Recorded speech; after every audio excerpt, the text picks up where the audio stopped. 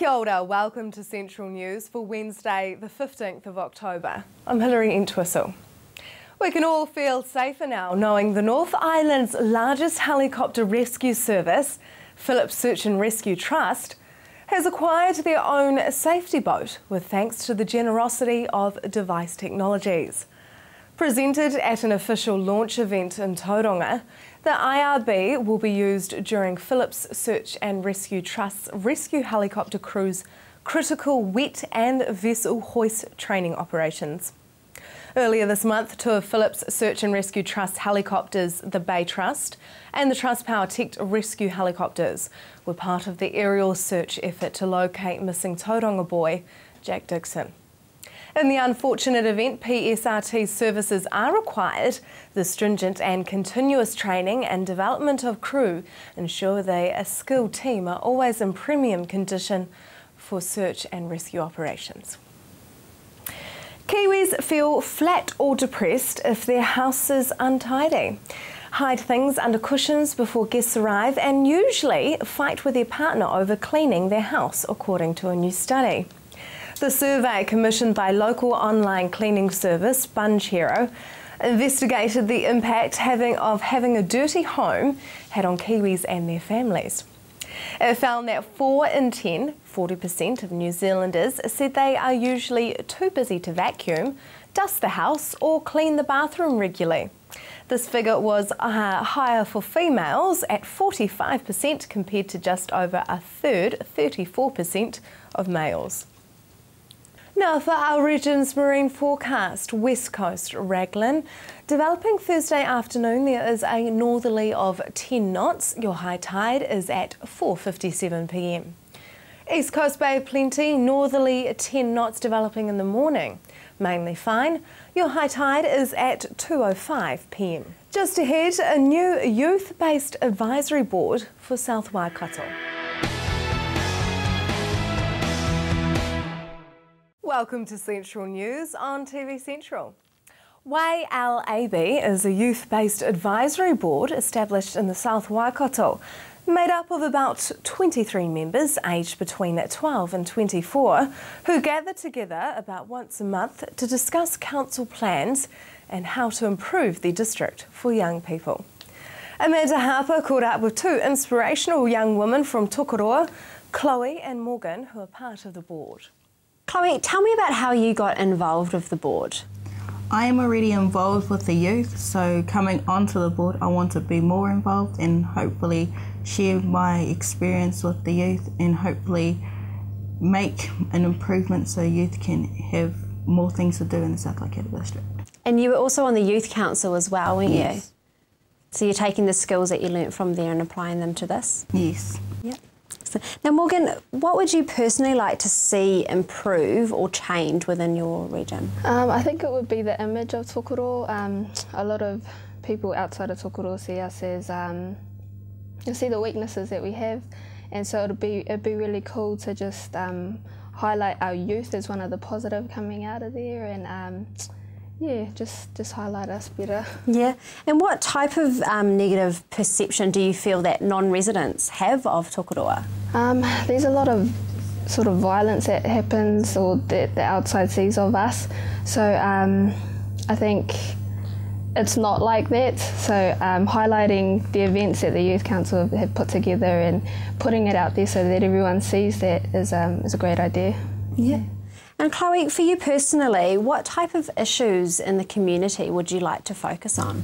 Well, for youth, it's having, everybody says there's nothing to do, but there are things to do. So as we are on the board, we try and build events that make youth want to get involved, and so they don't say that there's nothing to do. So we're trying to make stuff that they can go and do and also have fun. Yeah. Yeah. And what kind of things have you already proposed? Well, we, the first week back at school, we have a lake launch. So we're just getting our community together and just having fun, and because I think there was something improved with our lake. So just making our town look better and just bringing in the community. We have the Waitangi concert that so youth don't say that they have nothing to do on the holidays, so they can come and listen to local musicians. And at the end of the year we have school ascends, where all the primary schools and high schools in the South Waikato district come together, play a range of sports and have fun just for the day. Wow, it sounds like you guys have done a lot already, or there's a lot coming up, isn't there? Yes. Yeah. Now, Morgan, why is it important for people your age, especially, to have their say in the community?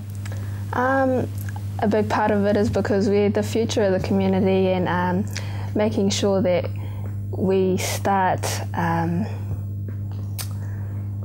planning for the future now, so that it's like this in the future, so that younger ones, when we're adults, can come up and do what we plan to do now. So yeah, I think it's just so the future of Tokoroa has a good start too. Yeah. Now you girls both go to Tokoroa High School. Yes. Do you see being on something like this beneficial to your careers in the future? I think it does, especially leadership experience. As for myself, I'm deputy head girl to Tokoroa High School, so the leadership skills that I've got from being deputy and coming on the board comes and helps together, and then for when I leave high school, it'll help me with my future career. A health initiative seeking to reduce down respiratory disease and rheumatic fever amongst at-risk children has seen more than 1,000 homes in Hamilton and the South Waikato receive free floor and ceiling insulation through the Warm Our Whare project. Anne-Marie spoke with Te Puna Ora Ngā General Manager Dietrich Tamatea to find out more about the Warm Our Whare initiative. Well, Warm Our Whare is basically an initiative that's tied into Project 270, and Project 270 looks to combat or mitigate the effects of child poverty and whānau poverty within the Waikato DHB district. And that initiative actually comprises of about 3 different strategies, one of which is to look at healthy homes. And so Warm Our Whare is basically putting in free home insulation into the floors and the ceilings of homes for high needs families. Basically, you're looking at families that actually have a community services card, so they're low income. They are actually families that live in a home that was built before 2000, because those homes actually prior to that, or after that rather, actually have insulation in it. And you're looking at families that actually have kids under the age of 17, or actually adults who are over the age of 65, so vulnerable by either being very young or old, and also having a health condition in the home is important. And if you're actually a person who rents a home, you can apply, but you need to have the approval of your landlord. And if you actually own the home, you can apply for the insulation as well. The initiative is actually run out through Hamilton City and 30 k's out from Hamilton City, including Ngāruawāhia and Huntly, but also throughout South Waikato, through Tikawiti, Tokoroa, out through to Taumarunui. How are the at-risk children and homes identified? Well, there's a couple of ways that you can get access to the program. The first is we're looking at our patient management system, and we're actually identifying children that have rheumatic fever or respiratory conditions that are coming in and out of hospital several times over the last 12 months. And we're actually contacting those children's families, and we're actually asking them, would you like to apply? Do you meet the criteria? And if they do, on both counts, we actually put their application through to be considered for assessment. The assessors go out after a while, assess the home, and if indeed they do meet all the criteria, then they can get the insulation installed thereafter.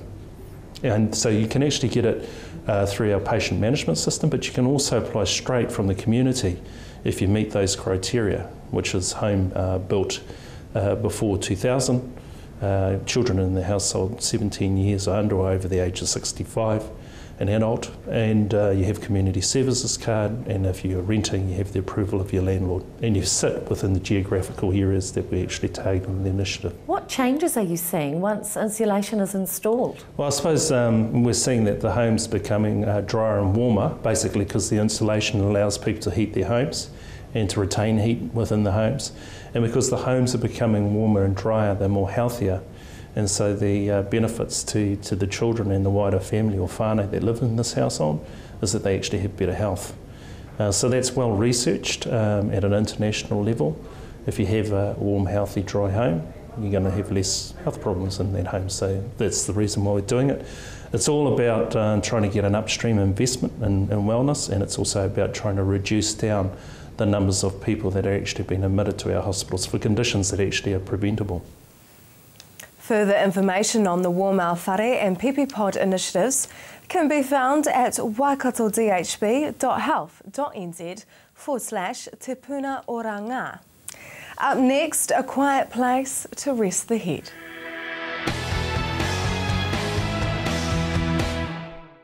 Welcome back to Central News. For years, the homeless of Tauranga City have not had anywhere to go for a good night's sleep. But thanks to the vision and hard work of the Tauranga Moana Night Shelter Trust, now a good night's sleep and a shower are available. I spoke to some members to find out about life on the streets and whether they plan on providing a meal too. Yes, it's going to be one actual meal during the week. That'll be on a Sunday through St Vincent de Paul, but they do get a breakfast in the morning for when they leave. So, but we've been getting donations from a lot of places with food, so there probably might be a meal every night for them, but at the moment we haven't organise that as such. Mike, can we stay longer than a night if we need to? Yes, they can. We expect that there'll be some who will just want to come in overnight and gone, you know. But we also know that there are people who will want to stay longer than that, and we will accommodate that. We're not doing anything for homelessness if we just simply clock them in, clock them out and send them away, you know. For a number of people, they're going to need a little bit more time and just to gather themselves, to get things sorted, and so yeah, we'll have some flexible arrangements around lengths of stay. And there's going to be a part-time social worker here, so what's their role going to involve? Having the social worker is really about providing the point of connection to start resolving issues. It might be with work and income, it might be medical issues or other things that need to be sorted out, and the social worker's there to provide that help and advocacy and support, because sometimes the challenges just seem overwhelming, but when you've got a social worker alongside you, sometimes maybe it just will help. So that's why that's going to happen. And there's going to be house parents. Oh, Andrew, you know them. They're two ex-streeties from Tauranga here that got married and then became Christians, and then they heard about the house parent job, so they rung Mike and asked him if they could apply for it, and they did. So they're in the role for keeping, signing in people at night time, making sure that the house is tidy and kept clean, and they're there to basically help them out if they need help with different things as well. And they actually got married on the street too, I hear. Yes, yeah. And there's going to be an overnight supervisor here. Yeah, well, Whitney has had a life, that's for sure. And but he's another person who's come from that background, who, you know, he's had his ups and downs and his challenges, but he's got his life sorted, and he sleeps over, as someone jokingly said. He gets to sleep on the job. And but he's here to provide a little bit of, you know, just that security at night. So he sleeps in the hostel. The house parents sleep in the flat right next door. Andrew, can you give us a bit of insight about what a facility like this means to someone who's been living on the street? Well, it gives them a place to lay their head or sleep at night where they're not going to be woken up by security guards or the police to move on, or because in Tauranga here we have no facilities for them otherwise, like showers and things like that, so it gives them a place to have a shower, and that's probably the main thing for them really, is that, and having a a bed for the night. So yeah, it's really good that it's here. And even though I met Mike in 2009 is when we first started, but I'd been trying to get this together for probably 5 years prior to that. Why is there a need for something like this in Tauranga? How many people are living on the streets here? The numbers are up and down. I could say from 15 that I know of up to 20 to 30 plus in Tauranga living rough. And the thing is that when you have the rough sleepers that people may or may not see in parks and on benches and what have you, but there's another whole population of invisible homeless, and these are the ones who are couch surfing, sleeping in their car, sleeping in tents, sleeping in garages, overcrowded houses and so on. So yeah, the issues of homelessness are quite far-reaching. Do you think Tauranga people don't really know about these people and they kind of turn a blind eye? They do, because they are in town and sleeping on park benches and things like that, but what the council went along and done, and they thought it was actually good by banning them sort of out of the CBD, and what it really done was just push them to the outskirts, and so they were ending up in the suburbs of Tauranga and places like that. So I actually spoke with Mike and said, look, we've got to stop that, and that's the wrong thing to do. We need to actually do something for them instead of trying to push them away, thinking that it's going to eradicate them all, but it didn't. It actually made it just worse for different suburbs of Tauranga. Registration for a good night's sleep is from 4 p.m. to 9 p.m. at the shelter. Coming up next, your weather for Thursday and Waihi Gold.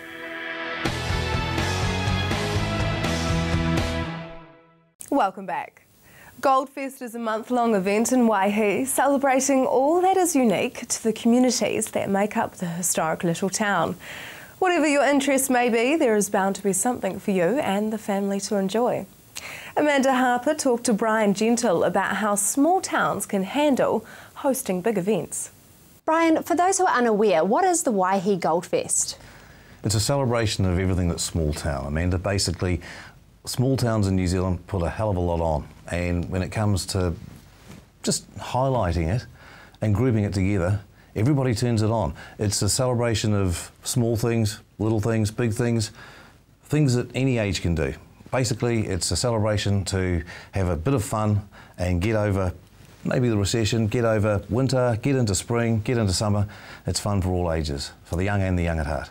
Now, this is a month-long event as well, isn't it? So you must have a range of different things going on. Tell me about some of them. Well, it started with the Gold Discovery Centre opening. Now, that's something unique in New Zealand, and it's there to stay, which is really neat. Good to have a launch on the first day. It goes through everything from the Blackmores Exterior Trail Challenge. Labour weekend, we've got the Art Waikino art exhibition. There's a variety of things for the kids during the school holidays, no doubt about that. I mean, that takes us back to the history. There's something for every age. There's a trolley derby coming up. We've got the skateboard competition and market day. How much more do you want to know? We've got an open day at Waihi Water Lily Gardens. I could keep going. What's happening this weekend? Right, now, very lucky actually, because last weekend with the weather we had wasn't conducive to really getting down Hazard Street with some trolleys and skateboards, so we're doing it this weekend. Managed to talk the Hauraki District Council into it. They were really helpful, and the road's going to be closed, and we're going to have a market day in the morning. There's a trolley derby, there's a skateboard competition. It's fun for all ages. We get grandkids, kids, parents, grandparents, sharing trolleys, going into the skateboard competition, 55-year-old coming from Matamata. There's people from all over the place coming, so it's a good time to be had for everybody, and it's all free to enter. not too late to enter either. So with the trolleys, do the people making them themselves? Have they already made them? Oh, probably. Some are coming back. There's some really crazy ones. We've got an open class because we found that people wanted to put something in there that just wasn't normal. Now, this is a fun event. We're not going to the regionals. We're not going to the finals. So it's just a matter of people coming along and having a good time. If the wheels are too big, we'll put them into the open class. We had a Dalek turn up a couple of years ago. We've had bananas turn up. We've got the Emergency Services Challenge as well, which is great. The police, the fire, the St John and the Coast Guard all come in, pitch in and race each other.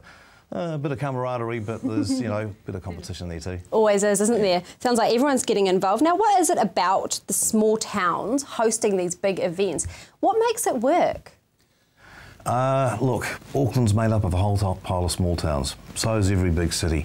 They go under an umbrella. We live on our own. We live in a district, a fantastic district too, I might say. A lot of people come to visit and some of us just don't go home.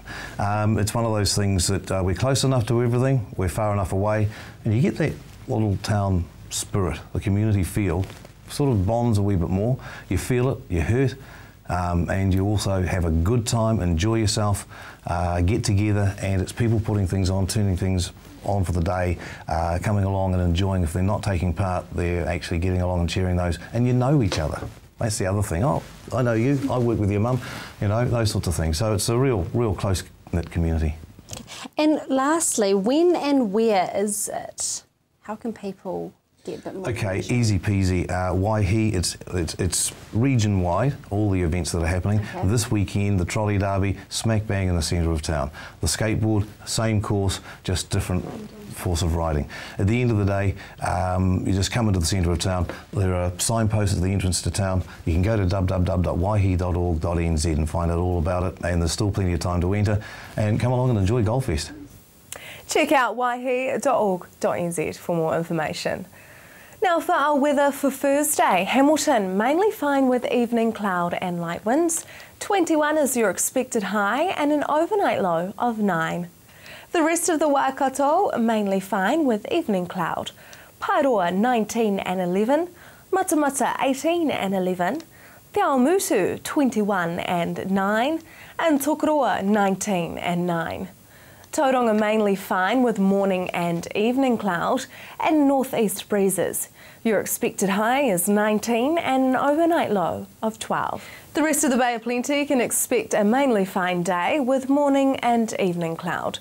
Northeast breezes developing in the afternoon.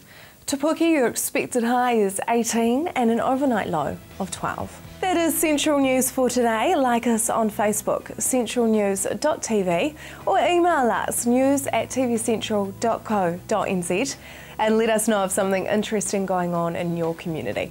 Tomorrow night we have more stories from the Waikato and the Bay of Plenty. I'm Hilary Entwistle. I hope you have a lovely evening.